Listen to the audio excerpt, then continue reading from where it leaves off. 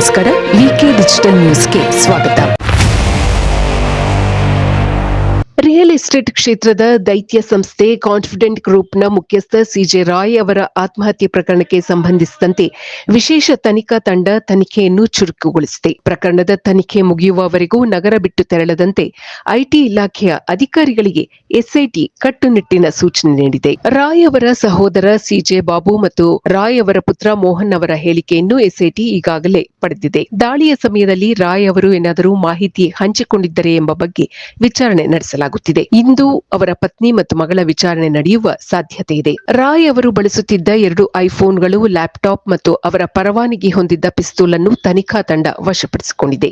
ಇವುಗಳನ್ನು ದತ್ತಾಂಶ ಮರುಸಂಗ್ರಹಕ್ಕಾಗಿ ವಿಧಿವಿಜ್ಞಾನ ಪ್ರಯೋಗಾಲಯಕ್ಕೆ ಕಳುಹಿಸಲಾಗಿದೆ. ಐಟಿ ದಾಳಿಯ ಸಮಯದಲ್ಲಿ ಅಧಿಕಾರಿಗಳು ಸಾಮಾನ್ಯವಾಗಿ ಮೊಬೈಲ್ ಹಾಗೂ ಆಯುಧಗಳನ್ನು ವಶಕ್ಕೆ ಪಡೆಯುತ್ತಾರೆ.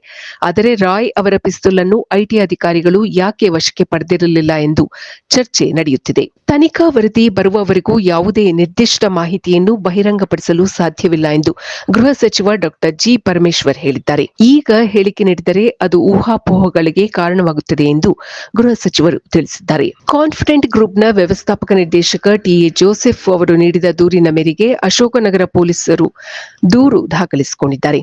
ಇದೊಂದು ಅನುಮಾನಾಸ್ಪದ ಸಾವು ಎಂದು ಪ್ರಕರಣ ದಾಖಲಾಗಿದೆ. ಐಟಿ ದಾಳಿಯ ಒತ್ತಡವೇ ಆತ್ಮಹತ್ಯೆಗೆ ಕಾರಣವೇ ಅಥವಾ ಬೇರೆ ಏನಾದರೂ ಕಾರಣಗಳಿದ್ದವೇ ಎಂಬ ಆಯಾಮದಲ್ಲಿ ಎಸ್ಐಟಿ ತನಿಖೆ ನಡೆಸುತ್ತಿದೆ. ಭಾನುವಾರದಂದು ರಾಯ್ ಅವರ ಅಂತ್ಯ ಸಂಸ್ಕಾರವು ಅವರದೇ ರೆಸಾರ್ಟ್ ಆವರಣದಲ್ಲಿ ನೆರವೇರಿತು. ಮಹಾತ್ಮ ಗಾಂಧಿ ರಾಷ್ಟ್ರೀಯ ಉದ್ಯೋಗ ಖಾತ್ರಿ ಯೋಜನೆಯ ಮರುಸ್ಥಾಪನೆಗೆ ಒತ್ತಾಯಿಸಿ ಮೈಸೂರಿನ ಪುರಭವನದ ಎದುರು ಕಾಂಗ್ರೆಸ್ ಮುಖಂಡರು ನಿನ್ನೆ ಅಹೋರಾತ್ರಿ ಸತ್ಯಾಗ್ರಹ ನಡೆಸಿದ್ದಾರೆ. ಕಾಂಗ್ರೆಸ್ ಮುಖಂಡರು, ಕಾರ್ಯಕರ್ತರು, ಕೆಪಿಸಿಸಿ ಉಪಾಧ್ಯಕ್ಷರಾದ ವಿಎಸ್ ಉಗ್ರಪ್ಪ, ಜಿಲ್ಲಾ ಉಸ್ತುವಾರಿ ಸಚಿವ ಡಾ ಎಚ್ ಸಿ ಮಹದೇವಪ್ಪ ಅವರ ನೇತೃತ್ವದಲ್ಲಿ ಭಾನುವಾರ ಅಹೋರಾತ್ರಿ ಸತ್ಯಾಗ್ರಹ ನಡೆಸಿದರು.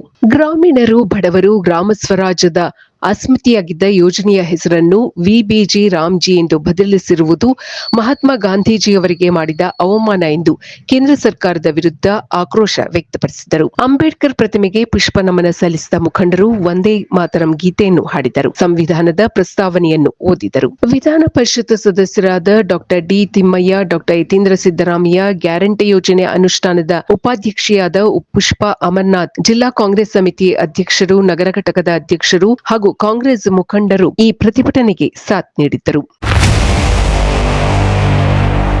ಇದು ಈವರೆಗಿನ ಸುದ್ದಿಗಳು. ಮತ್ತಷ್ಟು ಸುದ್ದಿಗಳಿಗಾಗಿ ನೋಡ್ತಾ ಇರಿ ವಿಕೆ ಡಿಜಿಟಲ್ ನ್ಯೂಸ್.